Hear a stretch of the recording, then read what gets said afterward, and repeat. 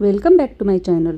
आज इथे मी तुम्हाला कांद्याच्या पातीची भाजी बनवून दाखवणार आहे। त्यासाठी मी इथे कांद्याची पात चिरून घेतलेली आहे। नंतर मी इथे तुरीची डाळ भिजवत ठेवली होती 1-2 तास।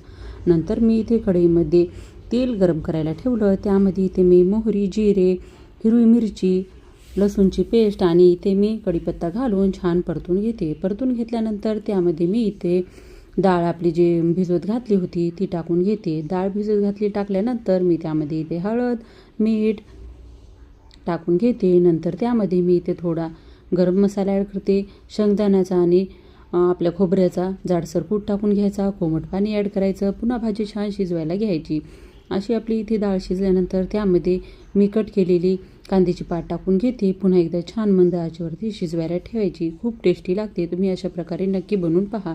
एकदम पौष्टिक आणि प्रोटीनने भरलेली। नंतर मी इथे पोळ्या बनवून घेते, छान अशा टम फुगलेल्या।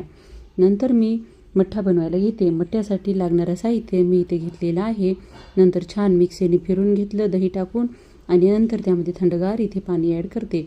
अशा प्रकारे आपलं तयार आहे। तुम्ही अशा प्रकारे नक्की बनवून पहा। उन्हाळ्यामध्ये खायला पौष्टिक आणि प्रोटीनने भरलेलं। भेटूयात पुन्हा एका नेक्स्ट व्हिडिओ।